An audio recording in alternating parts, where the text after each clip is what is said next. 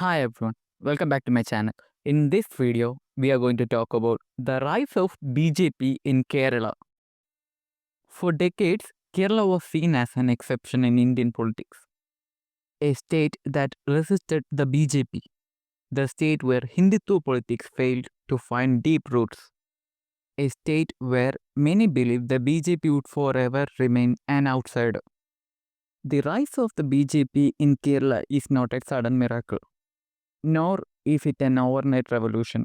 It is a slow, uncomfortable, controversial, and deeply political process, shaped as much by BJP strategy as by the failures, arrogance, and fatigue of Kerala's traditional political forces.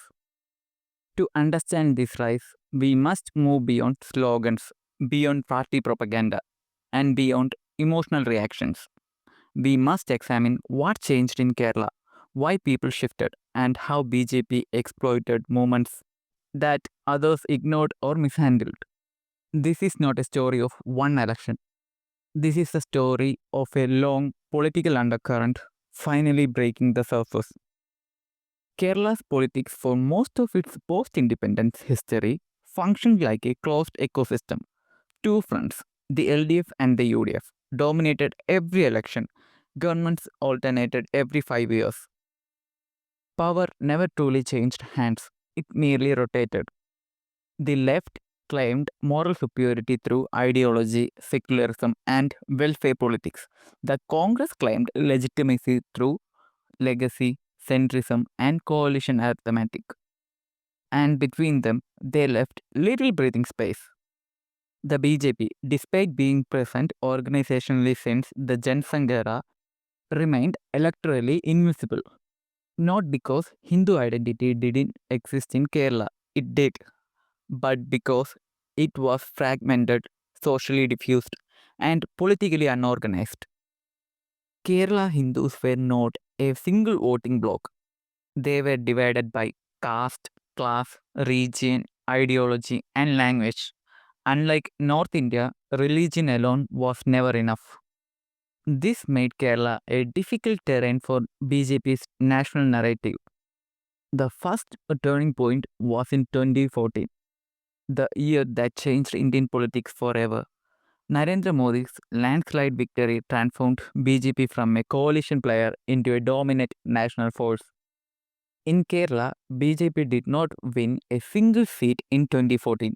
On paper, it looked like another failure.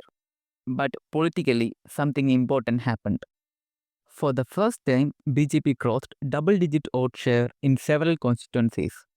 For the first time, BJP was no longer laughed off as irrelevant. And for the first time, young voters in Kerala began openly discussing Modi's development narrative. 2014 planted the seed. Then, Sabarimala issue happened. It was not merely a temple entry debate. It became a symbol of cultural alienation, elite decision making, and perceived disrespect toward faith.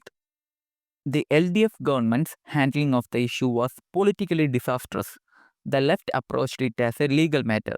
The BJP approached it as an emotional and civilizational issue. And in politics, emotion always beats logic.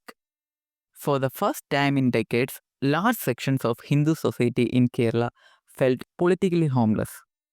The Congress tried to stay neutral. The left stood firm on legality. And the BJP alone stood aggressively with protesters. BJP framed themselves as protectors, defenders, warriors of faith. And slowly a narrative took shape. When it comes to Hindu concerns, only BJP listens. This was not universal. Many rejected it, many opposed it. But enough people accepted it for BJP to move from margins to relevance. While BJP was expanding, something else was happening quietly. Kerala's traditional parties were weakening from within. The LDF, especially after continuous governance, began showing signs of arrogance, bureaucratic dominance, centralized leadership, reduced internal debate, local dissatisfaction. Many voters did not hate the left, They were simply tired of it. The Congress, meanwhile, suffered from something worse: irrelevance, leadership confusion, lack of ideological clarity, a failure to act as a strong opposition. This created political vacuum and BJP moved in. Then came 2024. For the first time in Kerala's history, the BJP won a Lok Sabha seat, Thrissur. One seat may not sound like much, but politically it was an earthquake. It shattered a psychological barrier that had existed for decades. The idea that BJP cannot win in Kerala collapsed overnight. This victory sent a message, not just to voters, but to bureaucrats, media houses, religious institutions, and political elites. BJP was no longer an outsider. The vote share rise was equally important. And crucially, it showed that BJP could win without alliances, without softening ideology, and without abandoning its core narrative. If 2024 broke the barrier, 2025 shook the system. BJP winning Thiruvananthapuram Corporation was something nobody predicted. Not LDF, not Congress, not even BJP skeptics. The capital city of Kerala, the heart of Kerala's political consciousness, a left stronghold for 45 years, and yet BJP emerged as single largest party. This was not a religious riot, not a polarization wave, not a Modi election. This was local governance anger, corruption, roads, administrative arrogance, local leadership failure.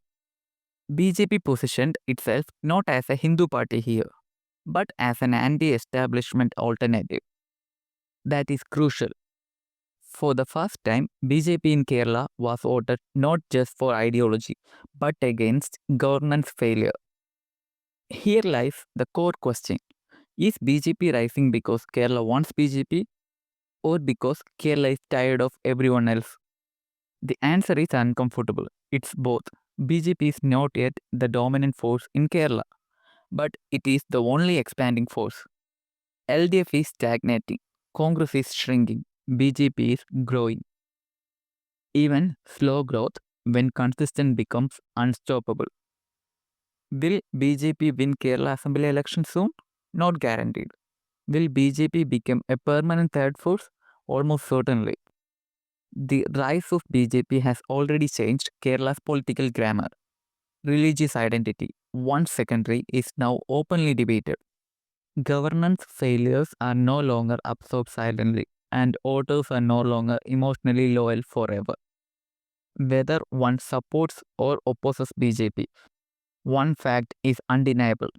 The BJP is no longer an outsider in Kerala. So, what do you guys think? Thanks for watching.